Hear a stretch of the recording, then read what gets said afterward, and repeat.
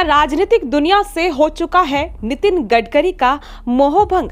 क्या नितिन गडकरी छोड़ देंगे राजनीति? ये सवाल अक्सर राजनीतिक गलियारों में आ जाता है, वो भी खुद नितिन गडकरी की वजह से ही। ऐसा हम नहीं कह रहे, बल्कि खुद नितिन गडकरी इस ओर इशारा कर चुके हैं। बता दें, पिछले साल जुलाई महीने में पॉलिटिकल लाइफ से मोहभंग होने का इशारा कर चुके नितिन गडकरी ने एक बार फिर से ऐसा संकेत दिया है कि वो अगले लोकसभा चुनाव को लड़ने के लिए बहुत ज्यादा उत्सुक नहीं है। 2 दिन पहले वो एक अवार्ड फंक्शन में शामिल होने पहुंचे थे, जहां उन्होंने कुछ ऐसा ही इशारा किया कि वो अगले चुनाव को लेकर बहुत उत्सुक नहीं है, लेकिन अगर जनता चाहेगी तो वो इस बारे में सोचेंगे, वरना अब तो वो चुनावी राजनीति से उब चुके हैं। नितिन गडकरी ने पिछले साल जुलाई महीने में एक कार्यक्रम में बयान दिया था कि कई बार मुझे ये समझ नहीं आता कि मैं राजनीति करूं या फिर छोड़ दूं।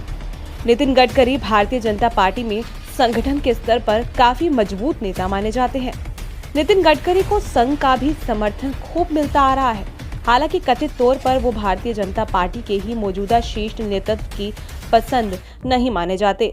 भले ही उनके लिए कभी भारतीय जनता पार्टी का संविधान तक बदल दिया गया था, लेकिन अब वो पार्टी की गतिविधियों में कम ही शामिल होते हैं।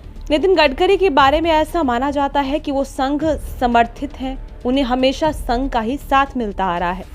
लेकिन कुछ साल पहले ही उन्होंने बीजेपी के शीर्ष नेतृत्व को अपने बयानों से जो झटके दिए थे, अब वो उन पर भारी पड़ते नजर आ रहे हैं। यही वजह है कि संगठन अब उन्हें उपेक्षित करता दिखता है। नितिन गडकरी के कामों के प्रशंसक पूरे देश में है। भले ही साल 2014 में पहले उन्होंने कोई चुनाव सीधे नहीं लड़ा था, फिर भी वो महाराष्ट्र में अपने कामों के चलते जाने जाते हैं। बता दें कि अब तक उन्होंने अपने राजनीतिक जीवन में लोकसभा के कुल 2 ही चुनाव लड़े हैं।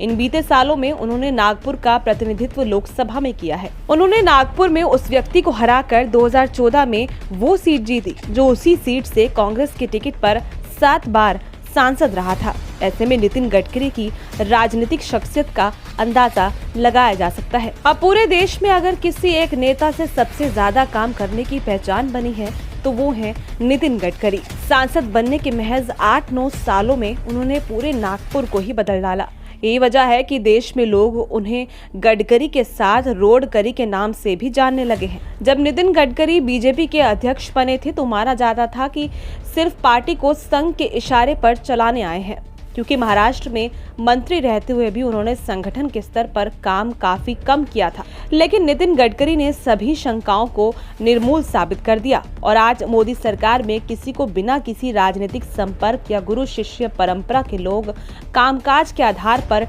नरेंद्र मोदी का उत्तराधिकारी समझते हैं तो वो नितिन गडकरी ही हैं। लेकिन अब नितिन गडकरी ने खुद की ऐसी पहचान स्थापित कर ली है कि वो किसी भी गुरु शिष्य परंपरा से ऊपर उठकर सिर्फ अपने काम के दम पर ही राजनीति करते हैं।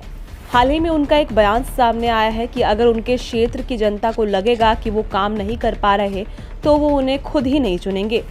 माना जाता है कि नितिन गडकरी की इच्छाएं राजनाथ सिंह की तरह ही हैं। एक ना एक दिन वो अपने काम के दम पर देश के प्रधानमंत्री बन सकते हैं। यही वजह है कि मोदी की छत्र छाया से निकलकर पार्टी लाइन से अलग बयानबाजी भी कर रहे थे, लेकिन अब उन्हें समझ आ गया है कि अभी उनका वक्त प्रधानमंत्री बनने का नहीं आया है। हालांकि राजनीति में कब क्या हो जाए इसका अंदाजा कोई नहीं लगा सकता। ऐसे में गडकरी राजनीतिक दुनिया से संन्यास ले लेंगे, ये महज अटकलबाजी भी हो सकती है। ब्यूरो रिपोर्ट, अखबार।